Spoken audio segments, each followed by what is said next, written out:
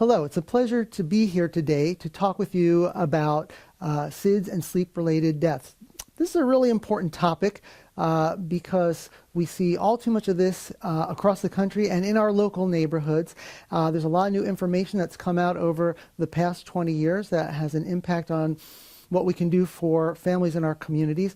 And quite honestly, there are very few things worse than getting that phone call in the middle of the night or first thing in the morning that there's a baby out in the field who has stopped breathing, has no heartbeat, and it's just a dreadful situation. And unfortunately, when we get to that point, the outcome is usually not a favorable one. But there are things that we can do, and hopefully by the end of this lecture today, you'll see some of the things that you can do as a first responder in your community and talking with families to make things safer for the babies in our community. Unfortunately, I have nothing to disclose. I'm hoping one day that I will, but right now I don't. So the objectives for our talk today is to look at the definition of SUID and SIDS, talk about the statistics on SIDS and accidental sleep deaths. We'll talk about the pathophysiology of SIDS, as well as the most recent AAP recommendations on SIDS risk reduction and suffocation prevention. If there's one thing that you take from our talk today, it should be this: that infant sleep safety requires a consistent and repetitive message in the community to prevent these accidental deaths. For better or worse, advice is cheap, it's free. And when people are expecting a new baby, they get a lot of advice from people, from families and friends, from doctors and nurses, magazines, newspapers. It's all over the internet. It's on TV shows, Dr. Spock, Dr. Sears. Personally, I think Dr. Seuss does a good job. And if you get mixed messages, then a lot of times what a new parent will do is talk to their mother, grandma, as a default. And the conversation may very well go something like this: I've heard all this information about how to get the baby to sleep. What should I do? I don't know. And the grandmother may very well say, you know, when you were a baby, we always put babies on their tummies. And if it's good enough for you, it's good enough for my grandson. And in that brief discussion, we have now just doubled the chance of that baby dying of SIDS. So it's very important, the information that we provide for families, and that we're consistent with it. Unfortunately, there are scores of bereaved parents out there who saw themselves as low risk. They didn't smoke, they were Caucasian, they breastfed, they got good prenatal care, and although they knew the recommendation for back to sleep, they ignored it. Why? Because it's never going to happen to me. But the truth be told, it does happen to somebody.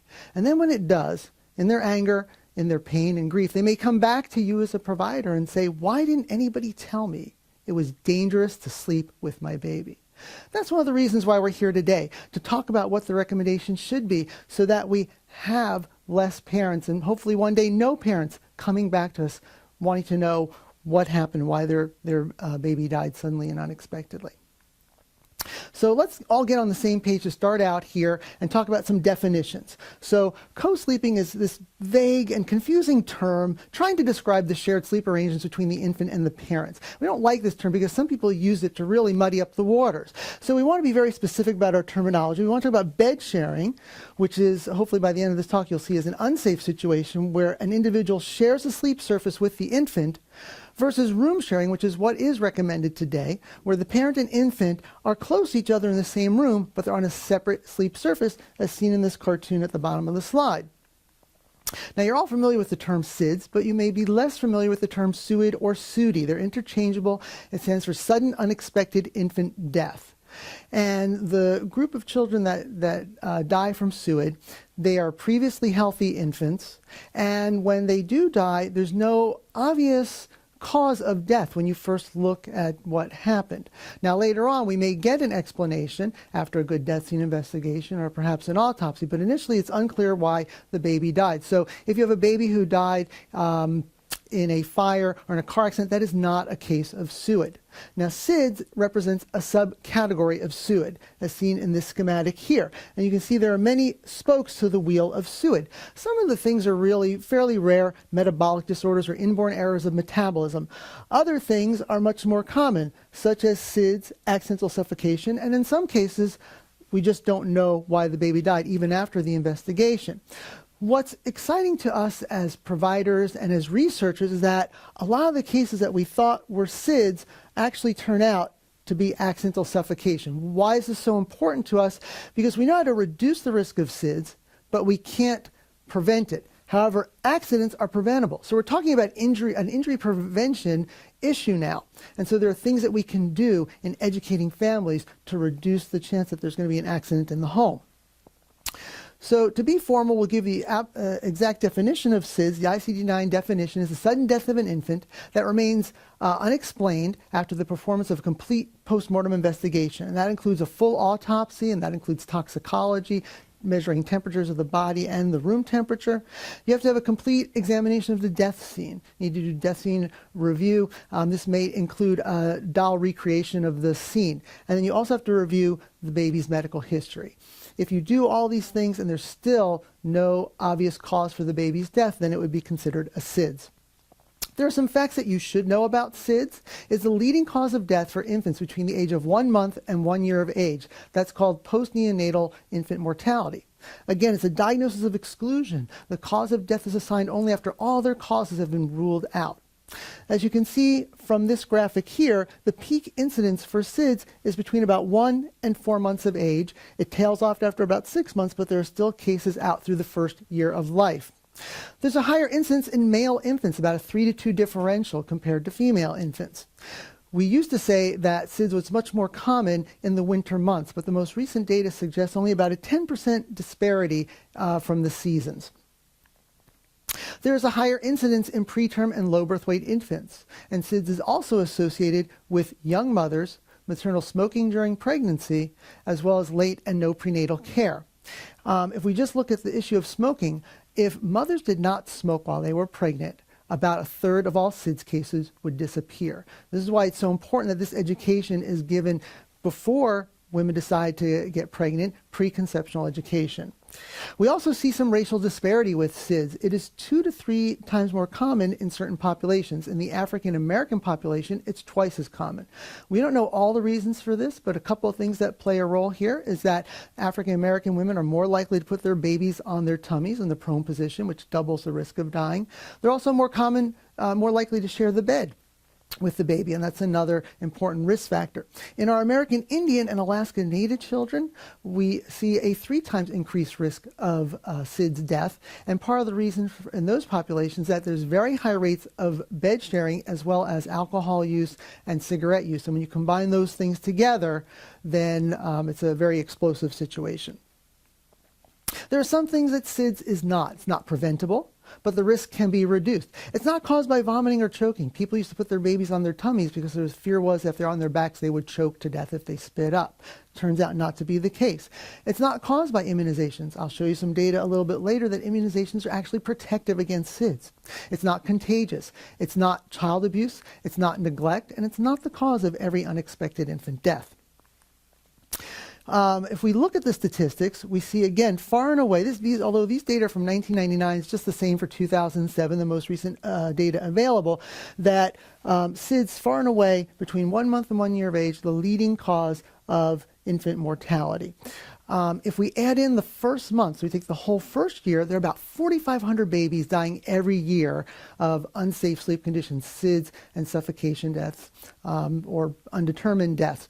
And if you look at this, 4,500 deaths a year in the U.S., if you do the calculation on this, it comes out to 1 baby dying every 2 hours of every day of the year in this country. This is a silent epidemic, and we need to speak out about it. We need to educate people. There are things we can do to make these numbers better. As a matter of fact, it's a little bit embarrassing to show you this slide, which is infant mortality rates, not across all countries. We're ignoring third world countries, but we're just looking at industrialized countries. And where does the U.S. rank amongst industrialized countries? We're the green bar down towards the bottom. I'll tell you, the bottom is not good. We want to be up at the top. So we are second to last amongst these 25 or so countries that we're looking at here. And for considering that we have the most expensive healthcare system in the country, and we like to think we have the best healthcare system in the country, I think our slogan for infant mortality needs to be better than Slovakia. So there's a lot of work that we need to do and that we can do together. Now, although we don't know what causes SIDS, we do have a model to explain what's going on. This is called the triple risk model of SIDS. And as you can see, the intersecting points of these circles is where the baby's at greatest risk for having a SIDS event. If we look at these 3 circles, we'll talk about each of them individually. If we look at this first circle down this bottom corner here, the light blue one, there's a vulnerable infant. There's something wrong with this baby. We don't know specifically what it is. There may be something wrong with the brainstem. There may be something wrong with cardiac conduction, but there's something that puts this baby at greater risk. Now, in terms of intrinsic risk factors, there's not too much we can do about this. We know that prematurity is a factor, that oftentimes we see low oxygen levels in the womb. We see poor growth in the womb, but there are a couple of things that can be controlled for the vulnerable infant, and that is smoking and alcohol and drug use during the pregnancy. The second circle up top, the orange one, is a critical period of development, and that would be the first 6 months of life. We know, again, that SIDS cases are occurring during the first year. 90% of them occur during the first 6 months of life. There's not too much we can do about that circle, which is why we focus on this last circle here, this dark blue one in the other corner, exogenous stressors or extrinsic risk factors. And what's important about this circle is that we can kind of pull this circle away, and if we do that, we make that target point of SIDS all that much smaller, and the babies are less vulnerable. So these extrinsic risk factors would include the side or prone sleep position, the type of bedding the baby has, not using soft bedding, not letting the baby get overheated, not having bed sharing, and especially bed sharing along with alcohol or cigarette use. And we'll talk a little bit more about each of these circles in the next couple of minutes. So this concept of an underlying vulnerability. Let me start off by saying that there is no strong genetic component to SIDS. It's just not something that you're born into family with that. So people are looking at genetic markers, but nothing really has been identified very strongly associated with babies dying of SIDS at this point in time. So where people have focused their research on two areas, cardiac arrhythmia and brainstem abnormalities. And in terms of cardiac arrhythmia, the thing that we're seeing most commonly is a prolonged QT syndrome. And we think that perhaps about 5% of SIDS deaths are related to some sort of cardiac arrhythmia. There had been a study done a number of years back in the 90s looking at doing EKGs on all babies before they left the nursery, but it turns out that was not a very good screening test and only had about a positive predictive value of about 1%, which means that 99% of the abnormal EKGs would not have marked off the child who was going to be at higher risk for SIDS. So that really hasn't been very fruitful. Where the research has been more successful is in looking at the brainstem. And we believe that a lot of these babies who succumb to SIDS have a brainstem abnormality in terms of their serotonergic neurons. And these neurons that project from the medulla into other nuclei in the brainstem and the spinal cord help to regulate our vital autonomic functions. So our blood pressure, our respiratory control, temperature control, our upper airway reflexes, and our arousal from sleep, which turns out to be very important here. This is Hannah Kinney. Dr. Kinney is a researcher at Boston Children's, and she's been working for a long time on a hypothesis that she identified altered serotonin receptor binding density in the brains and medullas in infants that died of SIDS. And her hypothesis goes something to this, that there's this serotonin dysfunction in the medulla results in a failure of the normal autonomic and respiratory responses to either low oxygen levels or high carbon dioxide levels, hypoxia and hypercapnia. And this results in the sudden death in a subset of SIDS cases. She believes up to possibly 75% of the babies that truly die of SIDS have this brainstem type of abnormality.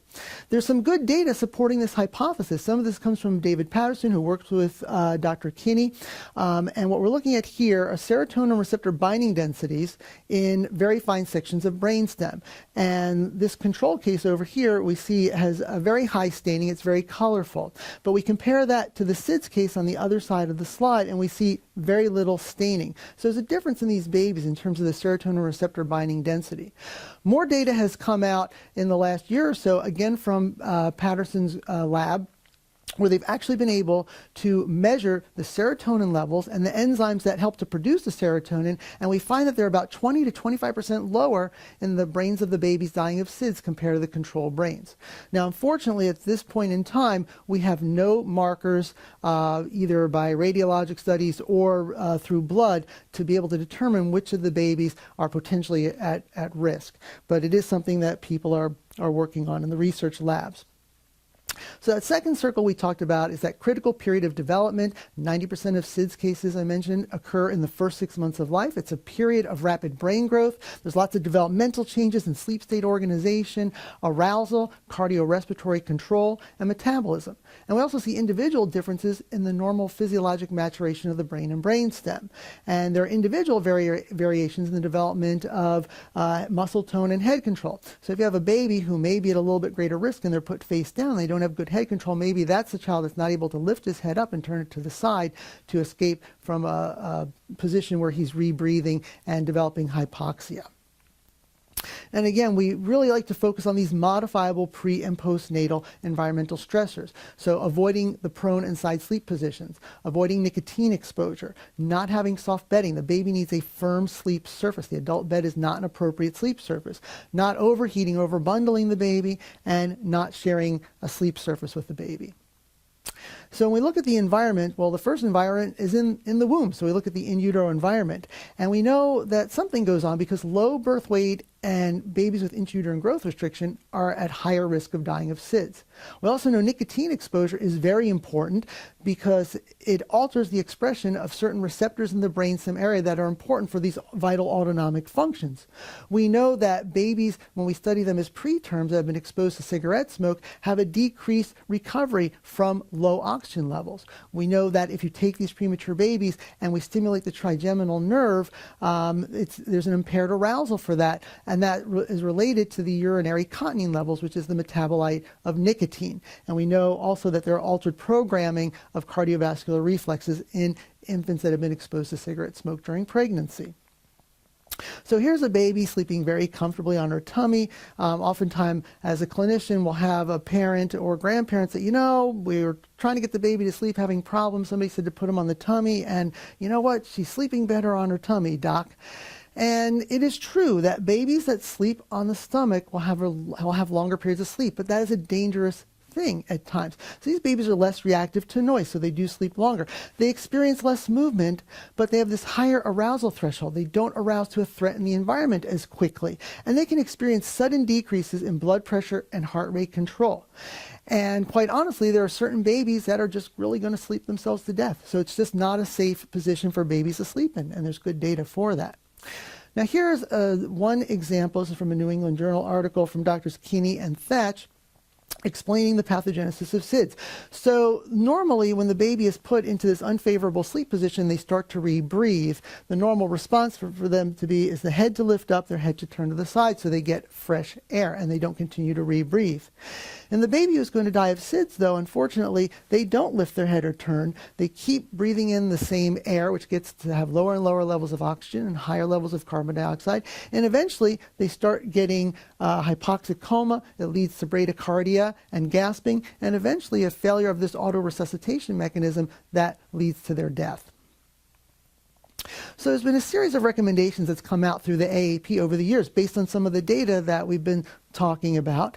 In 1992, the AAP made a really bold change in their recommendations. Babies had always been put to sleep face down. There was always this concern about aspiration and choking, but some really good data came out, mostly from New Zealand, the New Zealand COT study, where they started doing good death scene investigations to see what were the scenarios in the home where the babies had died. And almost every single case, the baby was found face down and often with something soft like a sheepskin around the baby's nose and mouth.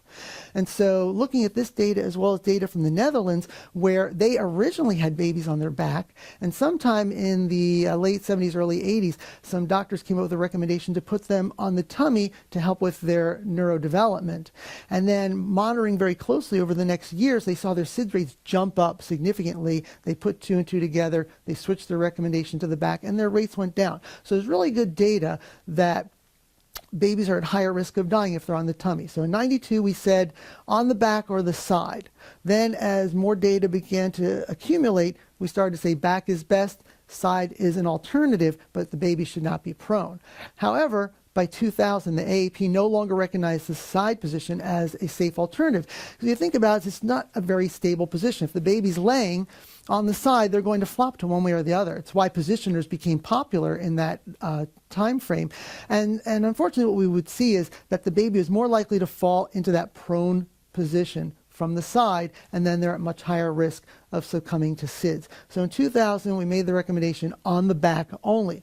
We also started to stress the need to avoid redundant soft bedding and other objects in the baby's sleep environment, as well as the hazards of the adult sleeping with the child in the same bed or space.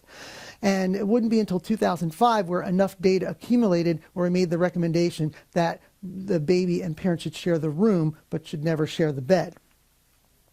And so let's look at some data and try to get some understanding, because when Back to Sleep came out, there was a great deal of resistance, even among healthcare providers, to want to keep babies on their back. There was this fear of the babies aspirating. So let's look at these two images. We're going to look at this first one with the baby in the supine position. And this is basically a simple function of gravity and anatomy. So this baby, and I always tell parents if they're worried that they can just lean the head a little bit to one side or the other, because then if the baby spits up, most of it will roll out of the mouth. Whatever's left over that gets into the back of the throat, where's it going to go? It's gravity dependent. It will go to the lowest point possible. When you're laying on your back, that lowest point is the esophagus. So you're going to swallow the spit up material. It may sound kind of disgusting, but it's totally safe for the baby to do. Now, let's take a look at the other baby who's laying prone. And remember, this is the baby that's less likely to arouse to a threat in the environment. Now this baby spits up, most of it comes out of the mouth, but what happens to any leftovers that go into the back of the pharynx? Now, by gravity, that lowest point is the airway, the trachea. So which baby is really more at risk to aspirate? It's really the baby who's laying in the prone position. And people worry that if a baby is laying on their back and they should spit up and they start coughing and sputtering, they think the baby's choking to death. Well, they're not. They're having a normal reflex that we all have. If you're having a cup of coffee, a little soda, and just one drop gets into the back of your airway, you start coughing, and it's not just a little, it's a rather violent thing that makes people kind of turn and look to see if you're okay. But it's just a normal reflex. And guess what? Healthy babies have that same reflex. So they're able to clear their airway. They're not choking to death. They're not aspirating. They're clearing their airway. It's a normal laryngeal reflex. And if we look at the proof, here's the data that supports that Back to Sleep was the right move. We didn't have thousands of babies all of a sudden coming in dying of aspiration pneumonia. What we're looking at in this slide are SIDS rates over time in the U.S. And if we look at those yellow lines, those are before the Back to Sleep recommendation. If we took this way further out, we could draw a pretty straight line across the top of those bars. The numbers had remained stagnant for many years despite the use of home monitors and all other kinds of interventions to try to drop the SIDS rate. Nothing was really working. The blue bars show 92 when the Back to Sleep recommendation came out, and then in 94 the Back to Sleep campaign started. And what we see here is this dramatic drop-off in the rate of SIDS in the U.S. As a matter of fact, there was a 53% reduction in SIDS rates over the next 10 years, which correlates very nicely with this green line, which is showing you the rate of exclusive back sleeping in this country, which was in the low teens when the campaign started and has gotten up to about 75%. Unfortunately, that number has remained stagnant through the last decade. And here's an interesting phenomenon that's happened as a result of the Back to Sleep and where we're at now. We've seen, if we look at these lines, the first one at the top with the triangles is that post-neonatal mortality rate. And we saw this big drop-off, and then it just kind of stagnated after about 99 or so. Now the second line with the diamonds shows the rate of SIDS. And even though the post-neonatal mortality rate is not changing, the SIDS rate continues to fall down. And so we looked at that and said, how can that be? If SIDS is the leading cause of death, why aren't the numbers going down together with the post-neonatal mortality numbers? And the difference is explained by this last lighter line with the squares. And that's the rate of accidental suffocation and strangulation in bed and the undetermined cases. And those have risen dramatically in the last decade. As a matter of fact, if these trends get any further along, we might see that's more common for babies to be dying of accidental suffocation rather than SIDS. Now, some of this may be diagnostic coding shift, that coroners and medical examiners are doing a better job of their death scene investigation. But there are other concerns here that the use of the family bed is increasing, and that rates of bed sharing have actually gone up in the past decade. And we know that this rate of accidental suffocation is definitely increasing.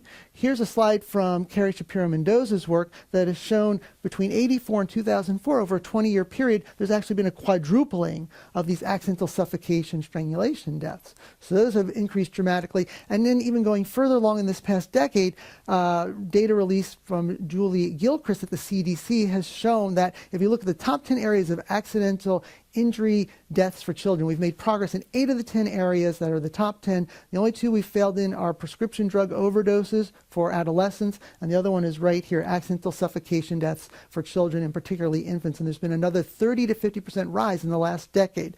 So injury prevention, these are preventable deaths. There are things that we can do to help out here. So when we talk with parents and we talk amongst ourselves as professionals, what's the data say that we should be making our recommendations based on? And here's some of the data. This is from James Kemp, who's a researcher at the University of Washington, St. Louis. And they looked at sleep position in terms of where they were in the room or not in the room when the babies died, or compared to a group that did not. And so for infants under 8 months of age, the risk of death in the crib is put at 0.63 deaths per 100,000 infants. However, if we look at babies that are placed in the adult bed, that rate of death goes to 25.5 deaths per 100,000. So that's a 40-fold increased risk of dying if you're in the parent's bed with the baby. Not 40%, a 40-time increased risk of dying. So their conclusion was that the risk for SIDS was greatest if you shared the sleep surface. It was least if you room shared without bed sharing, and it was in between if the baby slept in another room. Here's some more data, and this is from the Chicago Infant Mortality Study. Sleeping on soft bedding increases the risk of dying of SIDS 5-fold. As I already mentioned, that stomach sleeping or prone sleep position more than doubles the risk of the baby dying of SIDS. The idea of a family bed is not really a good idea. It's supported by this data right here. SIDS victims were more than 5 times more likely to have shared the bed with other children. So they just don't belong. And then some of these things don't just start to add up, they start to multiply. So if you sleep on the stomach, on soft bedding, the risk of SIDS goes up 21 times. Quite dramatic.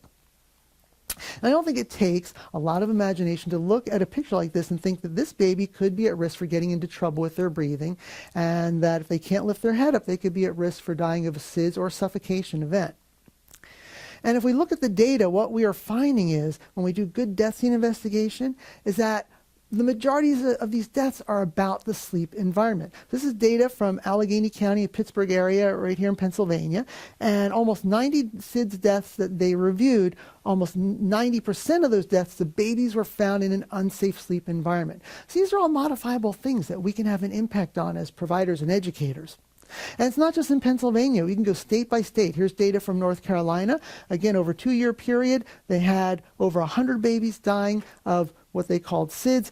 Over 90% of these babies were found in an unsafe sleep environment. And here's a classic appearance of some of that unsafe environment. Those things don't belong in the baby's crib. Unfortunately, when you go to the store to buy stuff and do your baby showers, this is all the stuff. You can't just go in and buy the single sheet that's nice and firm and tucked in around the mattress. It comes with bumpers and quilts and pillows and duvets and all these things that are just not appropriate to be in the baby's sleep environment. We have now made a new recommendation that bumpers are considered unsafe. So even those shouldn't be in the baby's sleep environment. So anything outside of the crib or bassinet, something that's Consumer Product Safety Commission approved, none of these things should be there. You should not be having the baby sleep in a rocking chair, on a sofa, a recliner, an adult bed. Babies can get trapped, they can get wedged, they can get rolled on, and they can suffocate. I'm going to show you some examples of how it actually happens. So here's a mom sleeping with the baby, looks pretty cozy, looks pretty safe, unless she should happen to roll over. And then look at the scenario that you have here.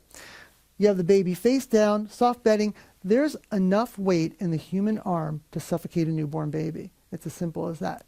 And I do want to say up front here that none of the dolls were harmed in the recreation of these images. So just so nobody got hurt. Here's the most common situation that we see when we have 2 parents and they want to make sure the baby doesn't roll off the bed. Because it's a very interesting phenomenon that people who say that they can bed share safely, they'll often say, well, I know where the baby is. I know what's happening. I can sense them while I'm sleeping. I don't know how they do that because when I'm asleep, I'm unconscious.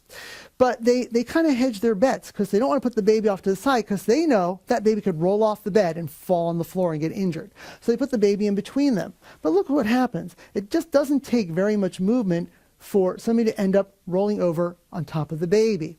Now, whether the nose and mouth get occluded so the baby can't get a breath in that way, or just from the pressure on the chest crushing the thorax so that they cannot take a breath in, either way the baby is suffocated, asphyxiated, and the result is the same.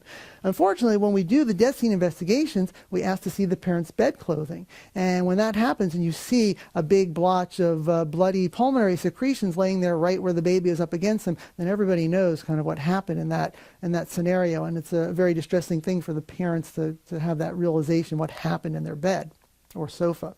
And here's what happens on the couch. Again, whoever's sleeping with the baby, they hedge because they're afraid that when they relax, when they fall asleep, that the baby could roll off them and injure their head or hurt a limb on the floor. So they lean the baby towards the cushion. Unfortunately, what happens here is the baby gets wedged between the adult and the cushion, and whether their face is up into the cushion or up against the parent, it doesn't matter. Same idea. Either they are so tightly pushed up that they can't take a breath, or they just can't get gas exchange because of the occlusion of the nose and mouth. But the result is tragically the same.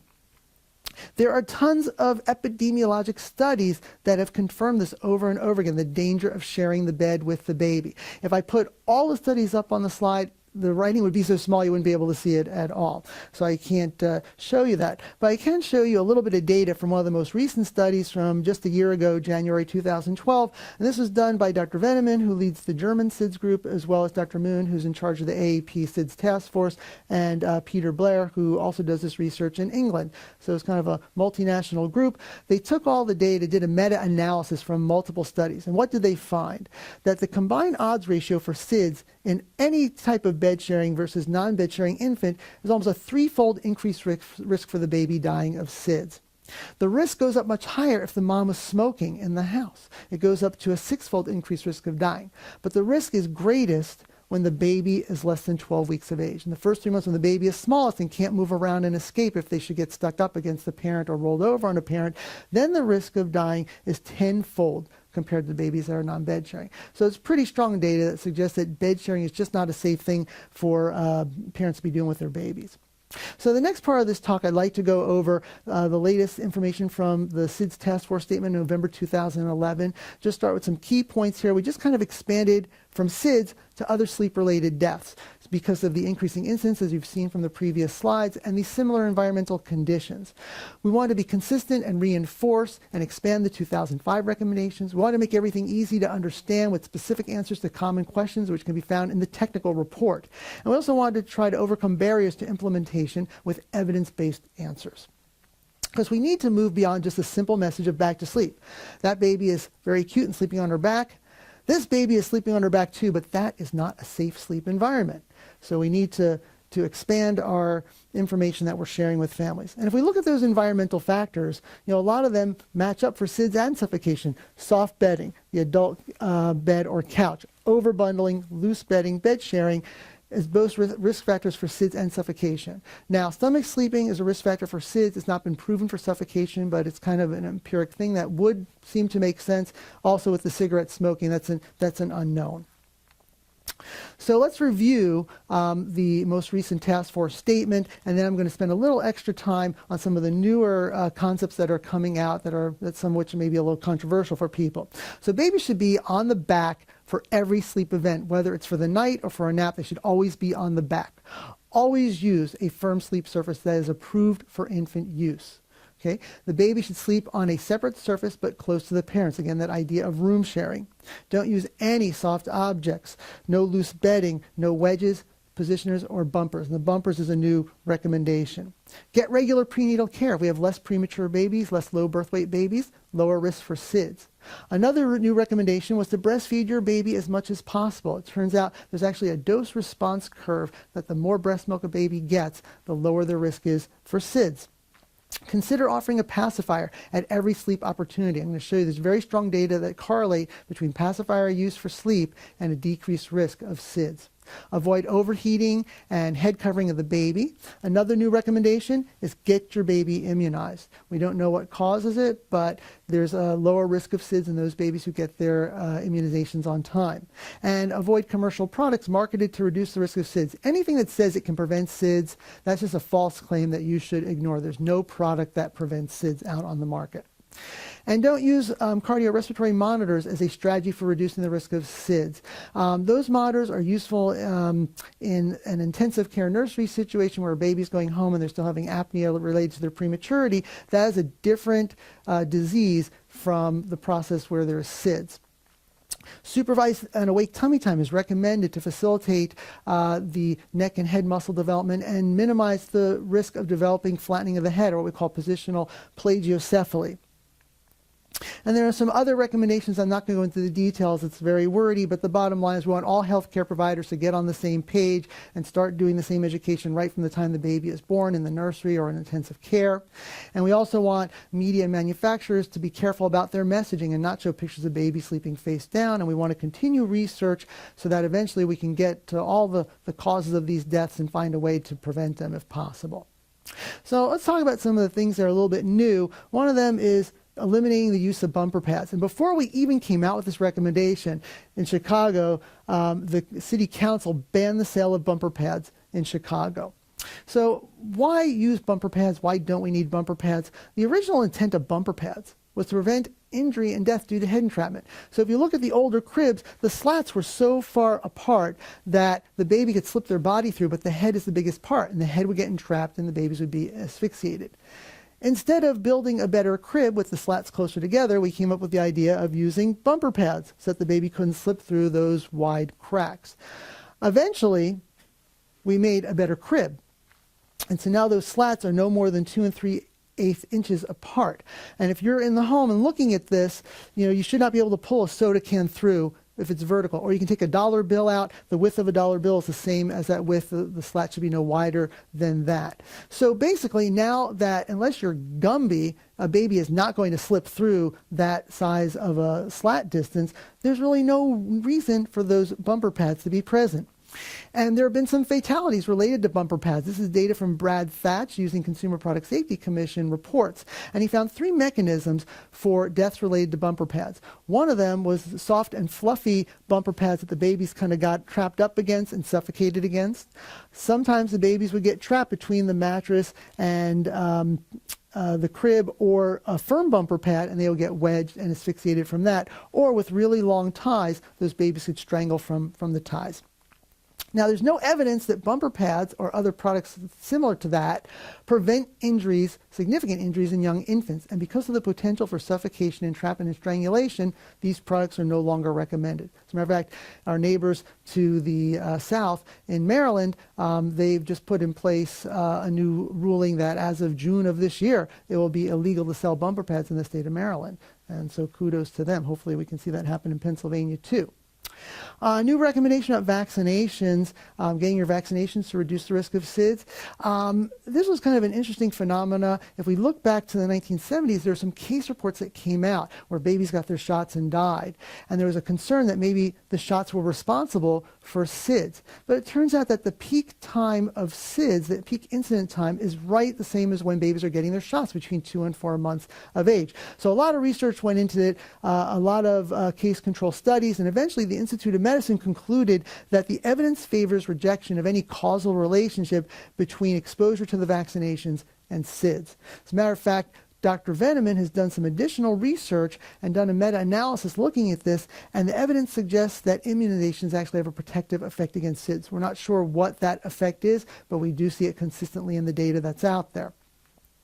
Avoid overheating. There's definitely an increased risk of SIDS if babies are overbundled, if their heads are covered. Now, the problem with avoiding overheating is that we don't have a definition anymore for what the room temperature should be, because a healthy room temperature or a normal room temperature in Tallahassee in the summer may be very different than in Minneapolis in the wintertime. So a good rule of thumb is that you should dress babies in no more than 1 additional layer than whatever you have on as an adult to feel comfortable in that room. So just because it's 30 degrees or 20 degrees outside doesn't mean the baby needs 8 layers of clothing inside. They need to stay comfortable and not be overheated. Now, there was one article that suggested that the use of a fan might be protective against SIDS, but it was not a well-done study. It's never been replicated, and basically there's insufficient evidence to make a recommendation for using a fan as a way to reduce the risk of SIDS.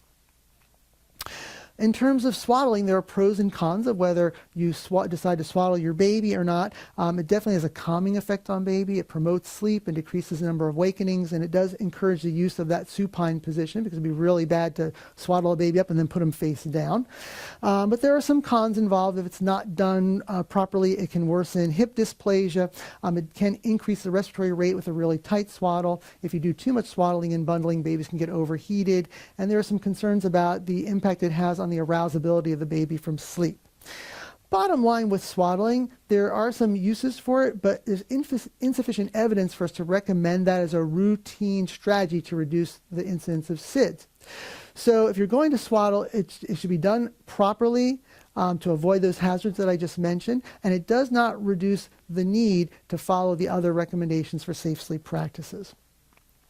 Pacifiers have been recommended since 2005, and you'll note that the recommendation is to consider offering it. Some babies just won't take a pacifier very easily, so it shouldn't be forced on them. But if they're willing to take a pacifier, then doing that around the time of sleep, the studies consistently show a protective effect against SIDS. We don't know how it works because if you ever spent time with a baby and check on them after they fall asleep, the pacifiers always fall out of their mouth, anywhere between 15 to 60 minutes afterwards. But it's still protective for that whole period of sleep.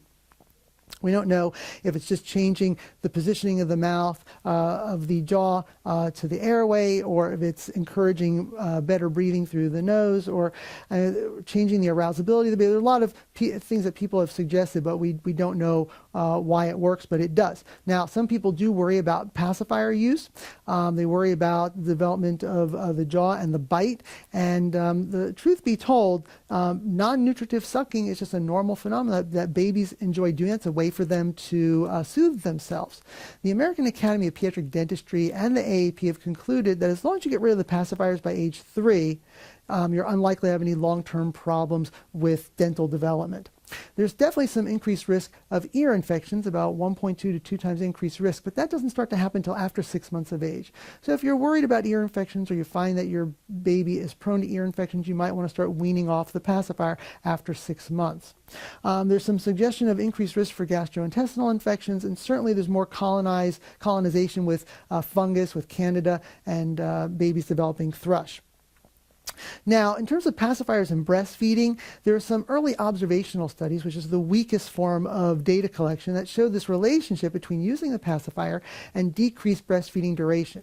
And it turns out that one was not causing the other. What really was happening is that babies that were having trouble breastfeeding, the moms were having problems breastfeeding their baby, they were using the pacifier as a way to soothe them. So it wasn't that the pacifier was causing the problem resulted in the parents using the pacifier to soothe the baby.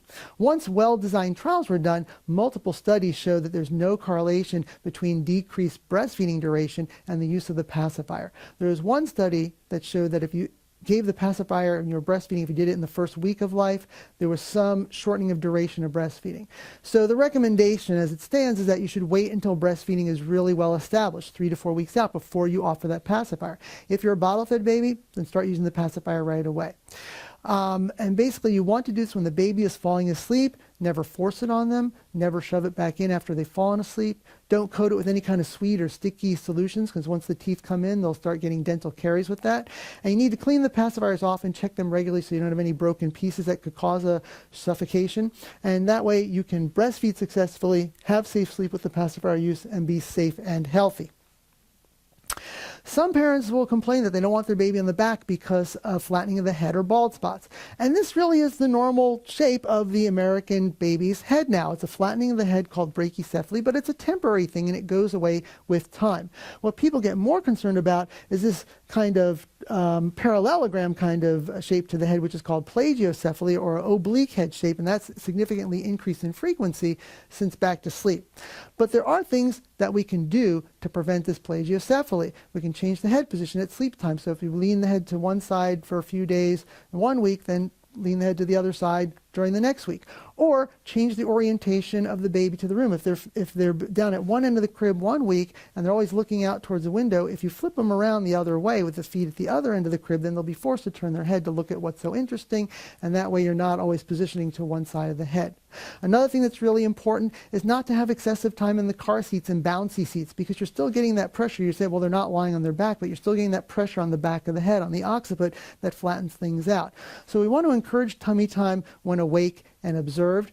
We don't know how much tummy time is enough tummy time, but it should be done every day. And again, they got to be observed. If you put a baby down on the floor and they're on their tummy and you go to another room to make a meal, that baby falls asleep. What you've got is prone sleeping that's unobserved, and the baby's at higher risk. So you do want to make sure you're watching the baby, and it doesn't have to be, the baby doesn't have to be laying on the floor. Anything that's upright, that's taking pressure off the head, just walking around with the baby can be considered tummy time. Putting them on an exercise ball and kind of moving around so they can stay in a flexed position, which they tend to like. Those are all things that can be considered tummy time. Some people claim that safe sleeping is anti-breastfeeding, and that couldn't be further from the truth. The AAP fully supports breastfeeding exclusively through the first 6 months and continuing through the first year of life and beyond if parents so desire to do that. Early on, we did not make a recommendation of breastfeeding as a way to reduce the risk of SIDS. There are some confounding data. There are moms who probably smoked and breastfed, and they kind of counterbalance out each other. Now with better data, it's very clear that breastfeeding protects against SIDS. And this is some data. There are multiple studies that have looked at this, but this is data from one meta-analysis. And we look at this line right down the middle. Things that cross through that middle line are not statistically significant. Things that are all the way to, looking at this, to the left side of the bar are protective. Things that are all the way to the right side would be dangerous or increased risk. And we can look clearly in this diamond, it favors breastfeeding. So there's about 50% reduced risk of SIDS if you're breastfeeding the baby. And the more breast milk that baby gets, the more protection there is against SIDS. We're not quite sure what the mechanism is from the breast milk. Breastfed babies tend to arouse more easily from sleep than formula-fed babies. There's decreased incidence of many infections, especially respiratory and GI, which oftentimes are associated, seen in the weeks before an event of SIDS happens. The biggest thing with breastfeeding is that some people feel that they need to bed share in order to breastfeed. And it's a common reason given for bed sharing. And bed sharing is associated with a longer duration of breastfeeding. However, it's not that one causes the other. Some of us believe that parents whose parenting style is that they're going to share the bed are also parents that are going to tend to breastfeed for the longest. So while bed sharing may facilitate breastfeeding, it is clearly not essential to the success of breastfeeding, and the benefits of breastfeeding do not outweigh the increased risk associated with bed sharing. As a matter of fact, bed sharing has never been shown to be essential to the success of breastfeeding or the establishment of parental bonding. And this is a question about safety for the baby, not the convenience of the parents. There are some bed sharing advocates out here. There's Dr. Sears, Dr. McKenna. That's a really tired mom. And the Academy of Breastfeeding Medicine all have some promotion of bed sharing. If you look at their recommendations, about 90% of what they recommend is the same as what the AAP recommends. They do not advocate other children in the bed. If you've ever had a toddler in bed with you, I'm sure if you've had that experience, it's like having a little tornado in the bed. You're lucky if you don't wake up with bruising. So they have no concept of boundaries, and they can very easily roll over a newborn infant. And so that is certainly not recommended. And then if you go to someone like Dr. McKenna's website and you look, it's almost like a legal document with all these things to be aware of if you're going to do this, that make sure you don't smoke and you don't drink, you're not on medicines that make you drowsy, you're not obese, you don't have pendulous breasts. And then at the bottom it says, don't do it if you're excessively tired. Now, I don't know about you, but if you have any experience as a parent, all parents are really tired when they're taking care of a newborn, especially if you've got to work, especially if you're breastfeeding. And I don't know what the definition of excessively tired is. Is excessively tired you fall asleep while I'm talking to you, or is excessively tired you're driving home after a late night shift and at the stop sign you fall asleep and roll through and hit the next car? I don't know how to define that, and I don't know how to define safe bed sharing. Here's a fact. Half of the infants in the U.S. who die from sudden unexpected death do so while sleeping with their parents. And the U.S. experience with bed sharing is very different from other cultures. Because Dr. McKenna likes to roll out these numbers and say, well, in Japan, they all bed share, but their rates of SIDS are much lower than the U.S. But what you're not told is that these babies are sleeping on a firm mat on the floor with a separate mat for the baby, and they don't use soft bedding. It's a very different experience in the U.S. with nice fluffy pillows and soft beds and comforters and quilts, and those things that we've all talked about are dangerous for the baby. So really, we want to see a lifetime of infant sleep safety. It's a continuum that should start in childhood and babysitting classes. It's very important for pre-pregnancy education so that moms aren't smoking when they decide to get pregnant.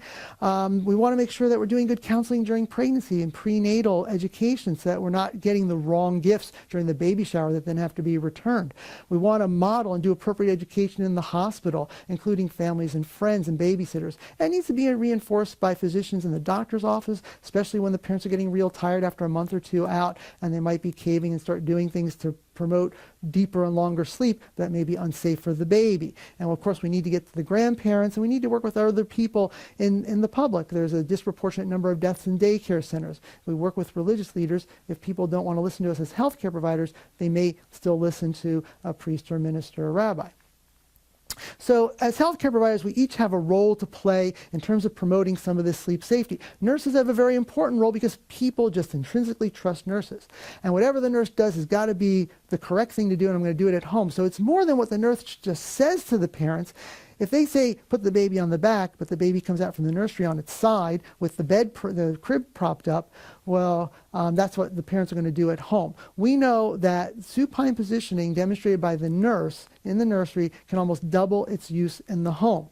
It's also important in terms of physician advocacy. There are multiple studies that show that if the doctors give this information on safe sleep to the parents, they will follow through with that. Unfortunately, doctors don't have enough education in this area, and that's why we're doing a lot of this type of education for everybody.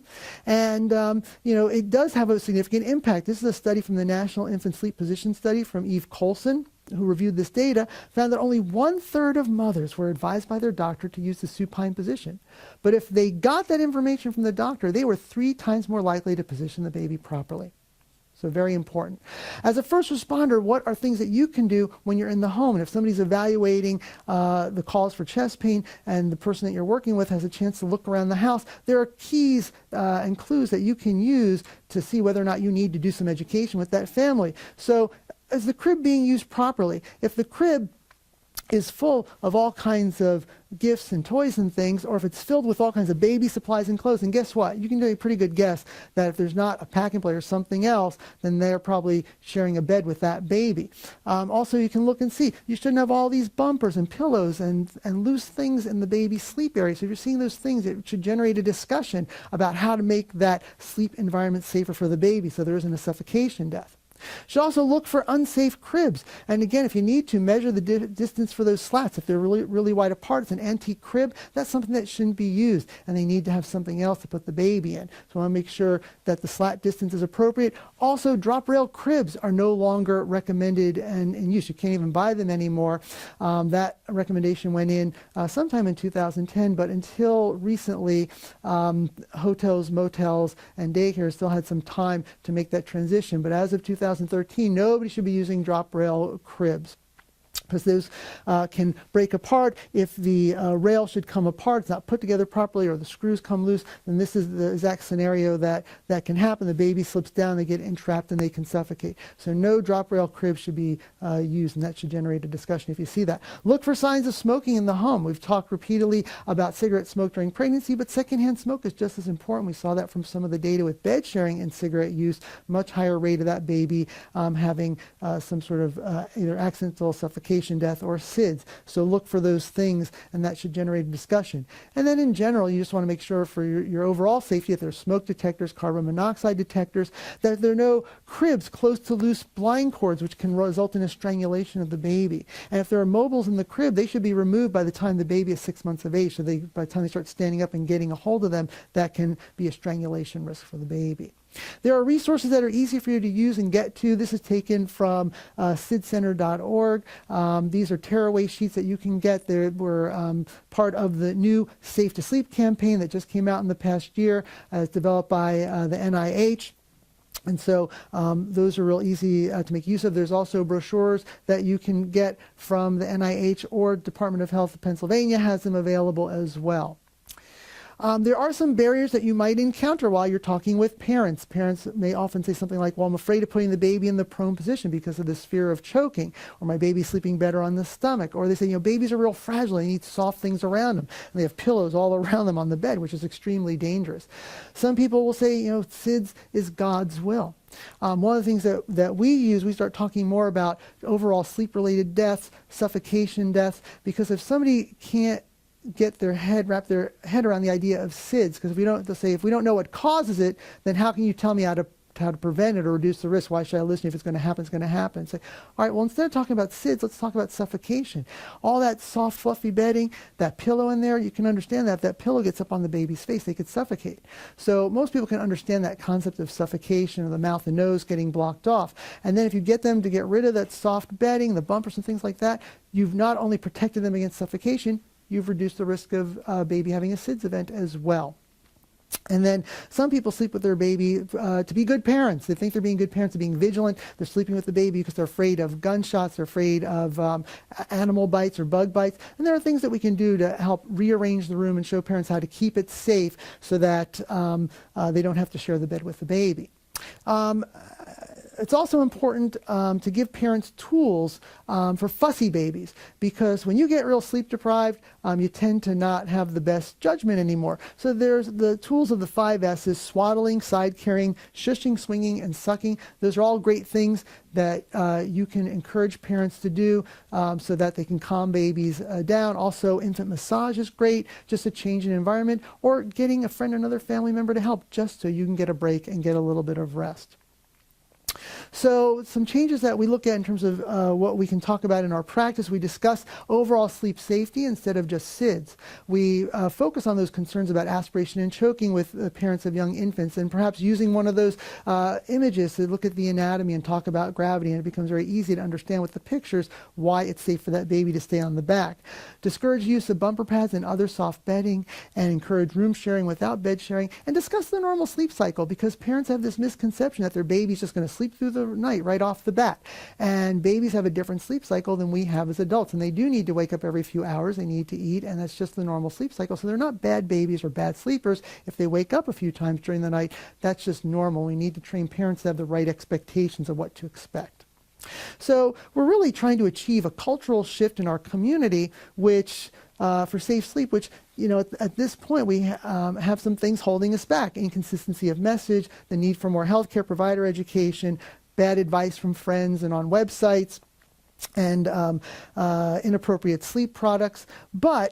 But we have a new national campaign with a consistent message. And we're working on improving healthcare provider education and first responder education. And we're partnering up with people outside of the medical area. And we're looking at promoting safe sleep images and social marketing. And it's going to make our ride towards achieving safe sleep in our community a lot easier. So what's the impact of eliminating these sleep-related deaths? Well, in Pennsylvania, in the last numbers from National Vital Statistics, we had 125 children die of unsafe sleep conditions. That's the equivalent of 6 kindergarten classrooms. That's why it's so important for us to provide this education for families. But we have some encouraging data here. These are looking at the number of sleep-related deaths. The more purple-colored part of the bar is the unsafe sleep. The bluer ones are the SIDS. And you can see overall in the last 3 years, we are starting to see some impact. We have education now that is mandated by the state at every birthing center, and hopefully we're seeing some impact as we get this more communal message out. Hopefully we're going to see those numbers continue to drop down. And again, as a first responder, you can play a vital role in the home, because people can tell us stuff in the office when they're at a visit with us, but that doesn't mean they're always telling us exactly what's happening in the home. You can see it real live, what's actually happening in the home. It can have a profound impact on making that environment safer for the baby. So I do have some sponsors from our Cribs for Kids program. Without them, we couldn't do what we do, so I thank them. And I thank you all for your time, and I believe we're going to have a little bit of time to do some question and answer. I'd be more than happy to take those questions. Thank you very much, and have a great day.